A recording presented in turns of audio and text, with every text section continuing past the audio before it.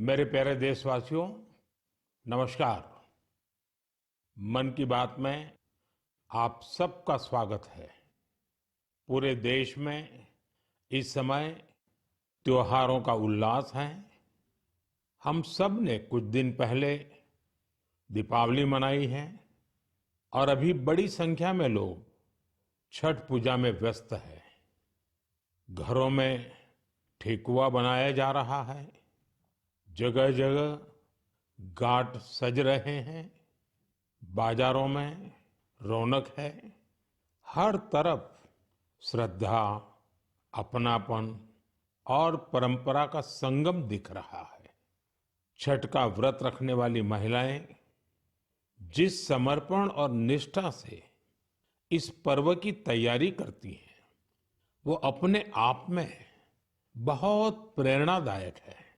साथियों, छठ का महापर्व संस्कृति, प्रकृति और समाज के बीच की गहरी एकता का प्रतिबिंब है। छठ के घाटों पर समाज का हर वर्ग एक साथ खड़ा होता है। ये दृश्य भारत की सामाजिक एकता का सबसे सुंदर उदाहरण है। आप देश और दुनिया के किसी भी कोने में हो, यदि मौका मिले तो छठ उत्सव में जरूर हिस्सा लें। एक अनोखे अनुभव को खुद महसूस करें। मैं छठी मैया को नमन करता हूं। सभी देशवासियों को, विशेषकर बिहार, झारखंड और पूर्वांचल के लोगों को छठ महापर्व की शुभकामनाएं देता हूं।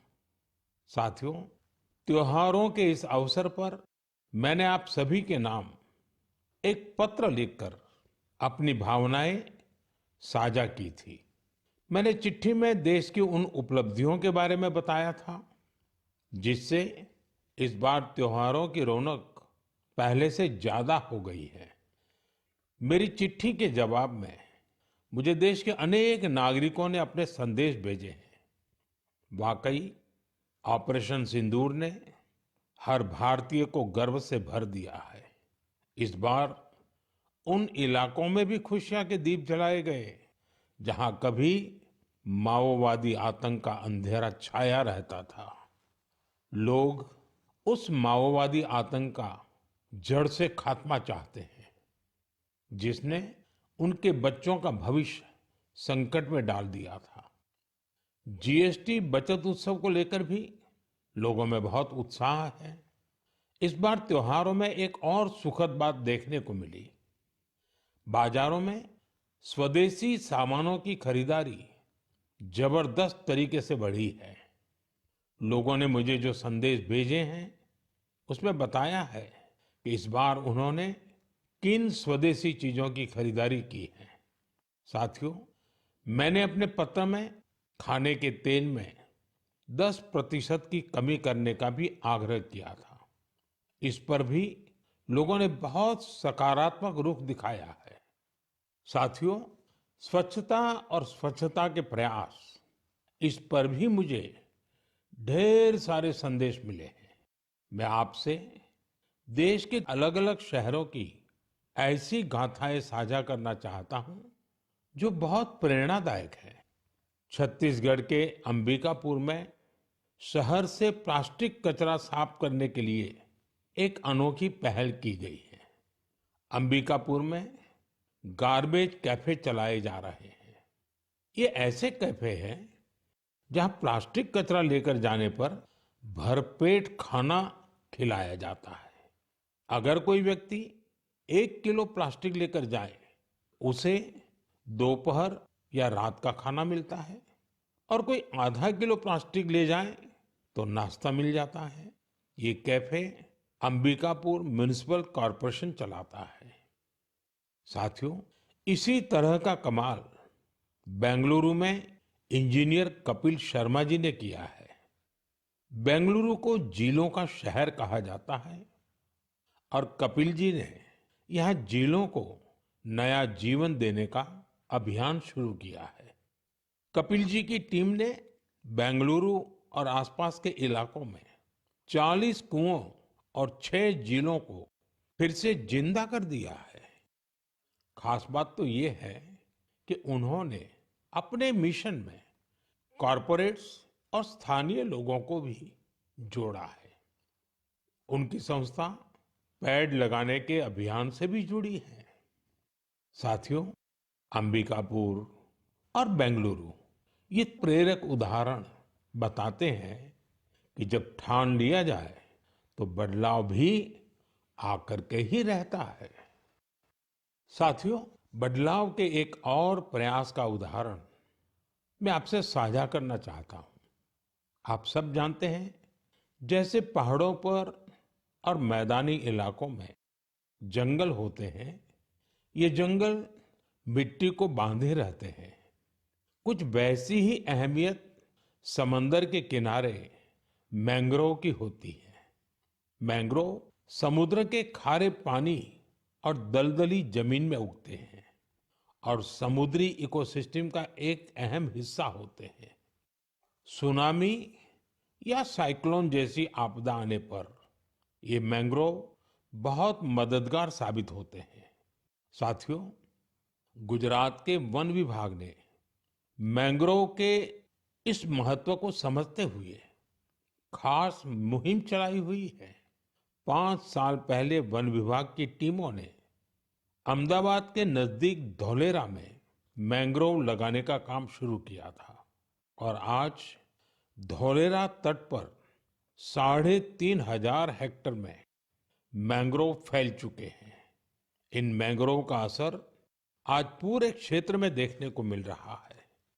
वहां की इकोसिस्टम में डॉल्फिन्स की संख्या बढ़ गई है। केकड़े और दूसरे जलीय जीव भी पहले से ज्यादा हो गए हैं। यही नहीं, अब यहाँ प्रवासी पक्षी भी काफी संख्या में आ रहे हैं। इससे वहां के पर्यावरण पर अच्छा प्रभाव तो पड़ा ही है, धौलेरा के मछली पालकों को भी फायदा हो रहा है। साथियों, धौलेरा के अलावा गुजरात के कच्छ में भी इन दिनों मैंग्रोव प्लांटेशन बहुत जोरों पर हो रहा है। वहां कोरी क्रीक में मैंग्रोव लर्निंग सेंटर भी बनाया गया है। साथियों, पेड़ पौधों की, वृक्षों की यही तो खासियत होती है। जगह चाहे कोई भी हो, वो हर जीव मात्र की बेहतरी के लिए काम आते हैं। इसलिए तो हमारे ग्रंथों में कहा गया है, धन्या महिरुहा येभ्यो निराशाम यान्ति नार्थिनः। अर्थात वो वृक्ष और वनस्पतियां धन्य है जो किसी को भी निराश नहीं करते। हमें भी चाहिए, हम जिस भी इलाके में रहते हैं, पेड़ अवश्य लगाएं। एक पेड़ मां के नाम के अभियान को हमें और आगे बढ़ाना है। मेरे प्यारे देशवासियों, क्या आप जानते हैं कि मन की बात में हम जिन विषयों पर चर्चा करते हैं, उनमें मेरे लिए सबसे संतोष की बात क्या होगी? तो मैं इस बारे में यही कहूंगा कि मन की बात में हम जिन विषयों की चर्चा करते हैं, उनसे लोगों को समाज के लिए कुछ अच्छा, कुछ इनोवेटिव करने की प्रेरणा मिलती है। इससे हमारी संस्कृति, हमारे देश के कई पहलू उभर कर सामने आते हैं। साथियों, आप में से बहुतों को याद होगा, करीब 5 वर्ष पहले मैंने इस कार्यक्रम में भारतीय नस्ल के श्वान यानी डॉग्स की चर्चा की थी। मैंने देशवासियों के साथ ही अपने सुरक्षा बलों से आग्रह किया था कि वे भारतीय नस्ल के डॉग्स को अपनाएं, क्योंकि वो हमारे परिवेश और परिस्थितियों के अनुरूप ज्यादा आसानी से ढल जाते हैं। मुझे ये बताते हुए खुशी हो रही है कि हमारी सुरक्षा एजेंसियों ने इस दिशा में काफी सराहनीय प्रयास किए हैं। बीएसएफ और सीआरपीएफ ने अपने दस्तों में भारतीय नस्ल के डॉग्स की संख्या बढ़ाई है। डॉग्स की ट्रेनिंग के लिए बीएसएफ का नेशनल ट्रेनिंग सेंटर ग्वालियर के टेकनपुर में है। यहाँ उत्तर प्रदेश के रामपुर हाउंड कर्नाटका और महाराष्ट्र के मुधोल हाउंड, इस पर विशेष रूप से फोकस किया जा रहा है। इस सेंटर पर ट्रेनर्स टेक्नोलॉजी और इनोवेशन की मदद से श्वानों को बेहतर तरीके से ट्रेन कर रहे हैं। भारतीय नस्ल वाले डॉग्स के लिए ट्रेनिंग मैनुअल्स को फिर से लिखा गया है ताकि उनके यूनिक स्ट्रेंथ्स को सामने लाया जा सके। बेंगलुरु में सीआरपीएफ के dog breeding and training school में मॉन्ग्रेल्स, मुधोल हाउंड, कोम्बाई और पांडिकोना जैसे भारतीय श्वानों को ट्रेन किया जा रहा है। साथियों, पिछले वर्ष लखनऊ में all India police duty meet का आयोजन हुआ था। उस समय रिया नाम की श्वान ने लोगों का ध्यान अपनी ओर खींचा था। ये एक मुधोल हाउंड है जिसे बीएसएफ ने ट्रेन किया है।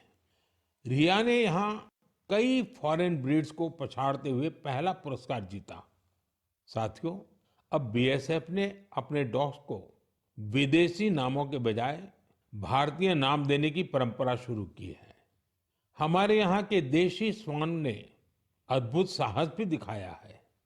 पिछले वर्ष छत्तीसगढ़ के माओवाद से प्रभावित रहे क्षेत्र में गश्त के दौरान सीआरपीएफ के एक देसी श्वान ने 8 किलोग्राम विस्फोटक का पता लगाया था। बीएसएफ और सीआरपीएफ ने इस दिशा में जो प्रयास किए हैं उसके लिए मैं उन्हें बधाई देता हूं। वैसे मुझे 31 अक्टूबर का भी इंतजार है। यह लौह पुरुष सरदार पटेल की जयंती का दिन है। इस अवसर पर हर वर्ष गुजरात के एकता नगर में स्टैच्यू ऑफ यूनिटी के समीप विशेष समारोह आयोजित किए जाते हैं। यहीं पर एकता दिवस परेड भी होती है और इस परेड में फिर से भारतीय श्वानों के सामर्थ्य का प्रदर्शन होगा। आप भी मौका निकालकर इसे जरूर देखिएगा। मेरे प्यारे देशवासियों, सरदार पटेल जी की 150वीं जयंती का दिन पूरे देश के लिए एक बहुत विशेष अवसर है। सरदार पटेल आधुनिक काल में राष्ट्र की सबसे महान विभूतियों में से एक रहे हैं। उनके विराट व्यक्तित्व में अनेक गुण एक साथ समाहित थे। वे एक अत्यंत प्रतिभाशाली छात्र रहे। उन्होंने भारत और ब्रिटेन दोनों ही जगह पढ़ाई में बेहतरीन प्रदर्शन किया। वे अपने समय के सबसे सफल वकीलों में से भी एक थे। वो वकालत में और नाम कमा सकते थे, लेकिन गांधी जी से प्रेरित होकर उन्होंने खुद को स्वतंत्रता आंदोलन में पूरी तरह समर्पित कर दिया। खेड़ा सत्याग्रह से लेकर बोरसद सत्याग्रह तक अनेक आंदोलनों में उनके योगदान को आज भी याद किया जाता है। अहमदाबाद म्युनिसिपैलिटी के प्रमुख के रूप में उनका कार्यकाल भी ऐतिहासिक रहा था। उन्होंने स्वच्छता और सुशासन को सर्वोच्च प्राथमिकता दी।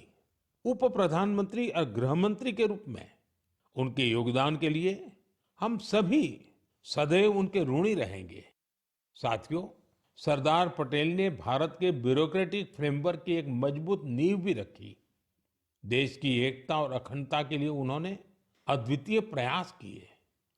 मेरा आप सबसे आग्रह है, 31 अक्टूबर को सरदार साहब की जयंती देश भर में होने वाली रन फॉर यूनिटी में आप भी जरूर शामिल हो और अकेले नहीं, सबको साथ लेकर के शामिल हो। एक प्रकार से युवा चेतना का ये अवसर बनना चाहिए। एकता की दौड़ एकता को मजबूती देगी। ये उस महान विभूति के प्रति हमारी सच्ची श्रद्धांजलि है जिन्होंने भारत को एकता के सूत्र में पिरोया था। मेरे प्यारे देशवासियों, चाय के साथ मेरा जुड़ाव तो आप सभी जानते ही हैं, लेकिन आज मैंने सोचा कि मन की बात में क्यों ना कॉफी पर चर्चा की जाए।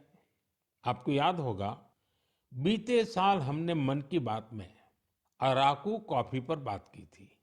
कुछ समय पहले ओडिशा के कई लोगों ने मुझसे कोरापुट कॉफी को लेकर भी अपनी भावनाएं साझा की। उन्होंने मुझे पत्र लिखकर कहा कि मन की बात में कोरापुट कॉफी पर भी चर्चा हो। साथियों, मुझे बताया गया है कि कोरापुट कॉफी का स्वाद गजब होता है। और इतना ही नहीं, स्वाद तो स्वाद, कॉफी की खेती भी लोगों को फायदा पहुंचा रही है। कोरापुट में कुछ लोग ऐसे भी हैं जो अपने पैशन की वजह से कॉफी की खेती कर रहे हैं। कॉरपोरेट वर्ल्ड में अच्छी खासी नौकरी करते थे, लेकिन वो कॉफी को इतना पसंद करते हैं कि इस फील्ड में आ गए और अब सफलता से इसमें काम कर रहे हैं। ऐसी कई महिलाएं भी हैं जिनके जीवन में कॉफी से सुखद बदलाव हुआ है। कॉफी से उन्हें सम्मान और समृद्धि दोनों हासिल हुई है। सच ही कहा गया है, कोरापुट कॉफी अत्यंत सुस्वादु, एहा ओडिशारा गौरव। साथियों, दुनिया भर में भारत की कॉफी बहुत लोकप्रिय हो रही है। चाहे कर्नाटका में चिकमंगलूर, कुर्ग और हासन हो, तमिलनाडु में पुल्नी, शेवरॉय, नीलगिरी और अन्नामलाई के इलाके हो, कर्नाटका तमिलनाडु सीमा पर बिलिगिरी क्षेत्र हो, या फिर केरला में वायनाड, त्रावणकोर और मालाबार के इलाके, भारत की कॉफी की डाइवर्सिटी देखते ही बनती है। मुझे बताया गया है कि हमारा नॉर्थ ईस्ट भी कॉफी कल्टीवेशन में आगे बढ़ रहा है।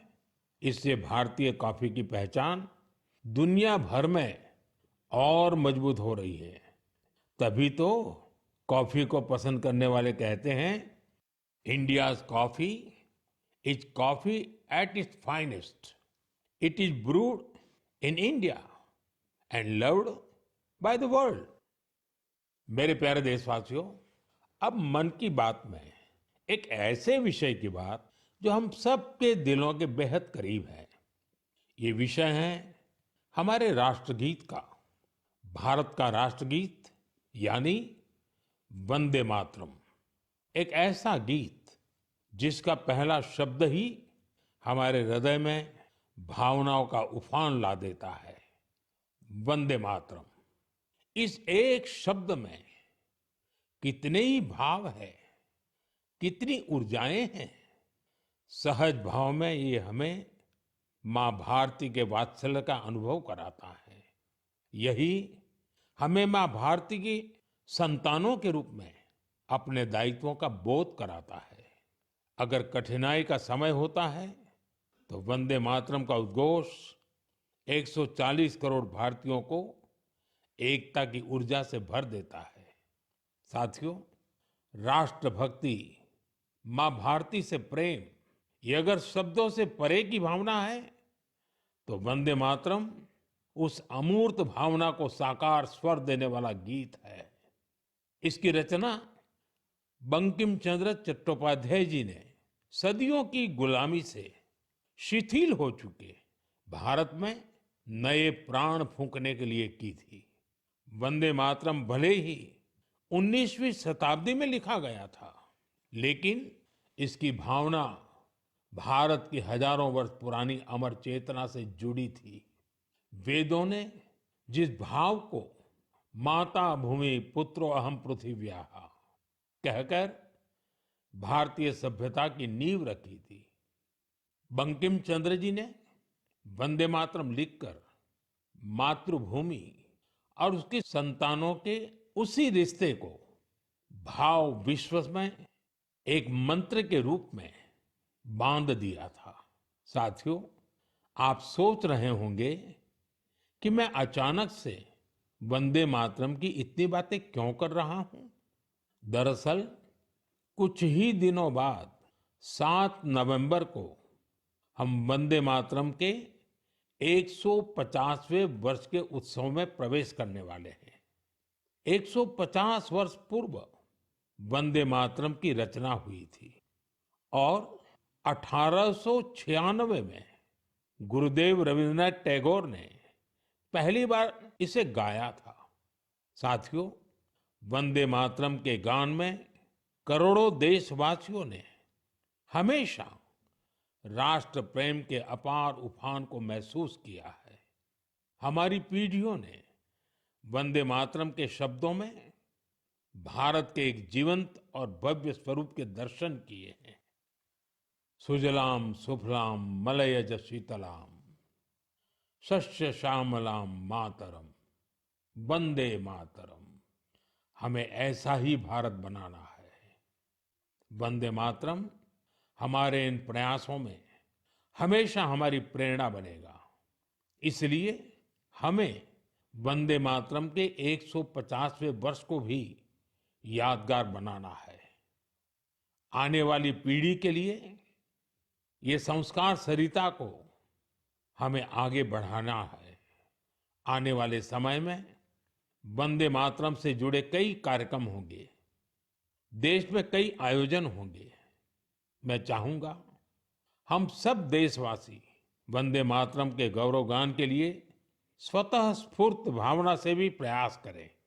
आप मुझे अपने सुझाव हैशटैग वंदे मातरम 150 के साथ जरूर भेजिए। हैशटैग वंदे मातरम 150। मुझे आपके सुझावों का इंतजार रहेगा और हम सब इस अवसर को ऐतिहासिक बनाने के लिए काम करेंगे। मेरे प्यारे देशवासियों, संस्कृत का नाम सुनते ही हमारे मन मस्तिष्क में आता है हमारे धर्म ग्रंथ, वेद, उपनिषद, पुराण, शास्त्र, प्राचीन ज्ञान विज्ञान, अध्यात्म और दर्शन। लेकिन एक समय इन सब के साथ साथ संस्कृत बातचीत की भी भाषा थी। उस युग में अध्ययन और शोध संस्कृत में ही किए जाते थे। नाट्य मंचन भी संस्कृत में होते थे। लेकिन दुर्भाग्य से गुलामी के कालखंड में भी और आजादी के बाद भी संस्कृत लगातार उपेक्षा का शिकार हुई। इस वजह से युवा पीढ़ियों में संस्कृत के प्रति आकर्षण भी कम होता चला गया। लेकिन साथियों, अब समय बदल रहा है, तो संस्कृत का भी समय बदल रहा है। संस्कृति और सोशल मीडिया की दुनिया ने संस्कृत को नई प्राणवायु दे दी है। इन दिनों कई युवा संस्कृत को लेकर बहुत रोचक काम कर रहे हैं। आप सोशल मीडिया पर जाएंगे तो आपको ऐसी कई रील्स दिखेगी जहां कई युवा संस्कृत में और संस्कृत के बारे में बात करते दिखाई देंगे। कई लोग तो अपने सोशल मीडिया चैनल के जरिए संस्कृत सिखाते भी हैं। ऐसे ही एक युवा कंटेंट क्रिएटर है भाई यश साळुंके। यश की खास बात यह है कि वो कंटेंट क्रिएटर भी है और क्रिकेटर भी हैं। संस्कृत में बात करते हुए क्रिकेट खेलने की उनकी रील लोगों ने खूब पसंद की है। आप सुनिए। पश्यतु अहं कथं क्रीडामि। देवराजसेव्यमान पावनाङ्घ्रिपङ्कजम् ज्ञानयज्ञसूत्रमिन्दुशेखरं कृपाकरम्। प्रातः नूतनं कन्दुकं गृह्णातु। नारदादियोगिवृन्दवन्दितं दिगम्बरम्। इमं कन्दुकं सावधानेन पश्य चषटकाय ताडय। आशिकापुराधिनाथ कालभैरवं भजे, कालभैरवं भजे। साथियों, कमला और जानवी इन दो बहनों का काम भी शानदार है। ये दोनों बहनें अध्यात्म, दर्शन और संगीत पर कंटेंट बनाती हैं। इंस्टाग्राम पर एक और युवा का चैनल है संस्कृत छात्रो अहम। इस चैनल को चलाने वाले युवा साथी संस्कृत से जुड़ी जानकारियां तो देते ही हैं, वो संस्कृत में हास परिहास के वीडियो भी बनाते हैं। युवा संस्कृत में ये वीडियो भी खूब पसंद करते हैं। आप में से कई साथियों ने समष्टि के वीडियोज भी देखे होंगे। समष्टि संस्कृत में अपने गानों को अलग अलग तरह से प्रस्तुत करती है। एक और युवा है भावेश भीमनाथनी। भावेश संस्कृत श्लोकों, आध्यात्मिक दर्शन और सिद्धांतों के बारे में बात करते हैं। साथियों, भाषा किसी भी सभ्यता के मूल्यों और परंपराओं की वाहक होती है। संस्कृत ने ये कर्तव्य हजारों वर्ष तक निभाया है। ये देखना सुखद है कि अब संस्कृत के लिए भी कुछ युवा अपना कर्तव्य निभा रहे हैं। मेरे प्यारे देशवासियों, अब मैं आपको जरा फ्लैशबैक में लेकर चलूंगा। आप कल्पना करिए, 20वीं सदी का शुरुआती कालखंड। तब दूर दूर तक आजादी की कहीं कोई उम्मीद नजर नहीं आ रही थी। पूरे भारत में अंग्रेजों ने शोषण की सारी सीमाएं लांघ दी थी और उस दौर में हैदराबाद के देशभक्त लोगों के लिए दमन का दौर और भी भयावह था। वे क्रूर और निर्दयी निजाम के अत्याचारों को भी झेलने को मजबूर थे।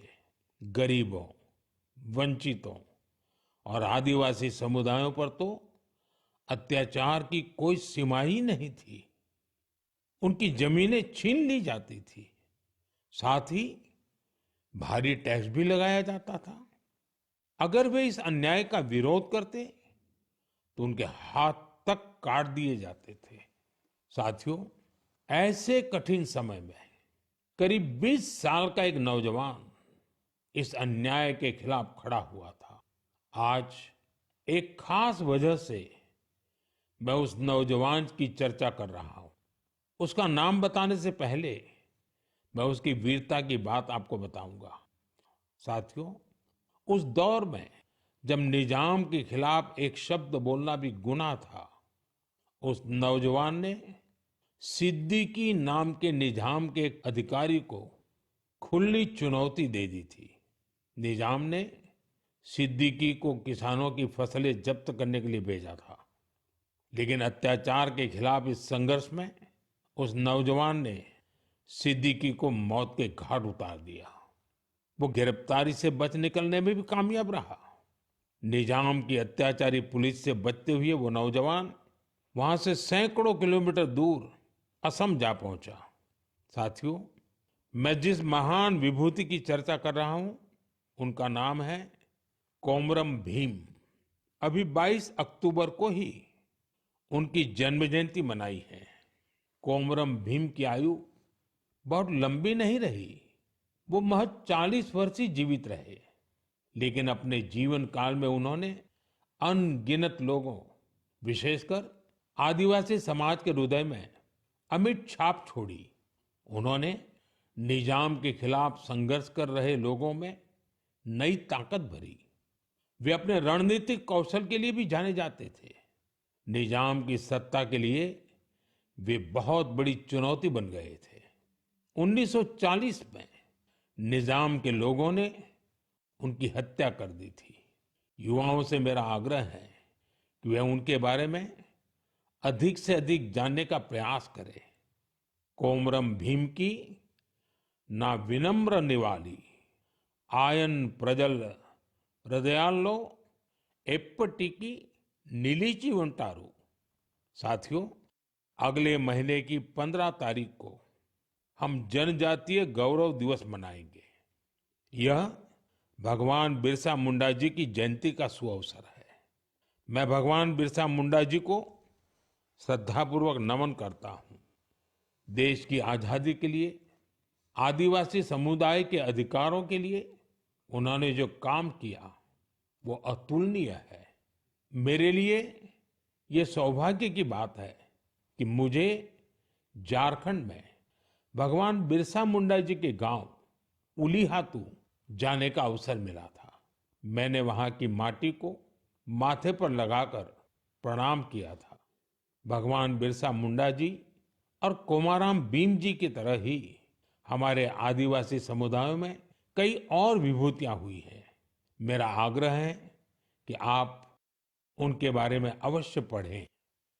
मेरे प्यारे देशवासियों, मन की बात के लिए मुझे आपके भेजे हुए ढेरों संदेश मिलते हैं। कई लोग इन संदेशों में अपने आसपास के प्रतिभाशाली लोगों के बारे में चर्चा करते हैं। मुझे पढ़कर बहुत खुशी होती है कि हमारे छोटे शहरों कस्बों, गांवों में भी इनोवेटिव आइडियाज पर काम हो रहे हैं। अगर आप ऐसे व्यक्ति या समूहों को जानते हैं जो सेवा की भावना से समाज को बदलने में जुटे हैं, तो मुझे जरूर बताइए। मुझे आपके संदेशों का हमेशा की तरह इंतजार रहेगा। अगले महीने हम मन की बात के एक और एपिसोड में मिलेंगे, कुछ नए विषयों के साथ मिलेंगे। तब तक के लिए मैं विदाई लेता हूं। आप सबका बहुत बहुत धन्यवाद। नमस्कार। सब्सक्राइब कर लो भाई, वरना मम्मी से बोल दूंगा तुम्हारा चार्जर छुपा दे।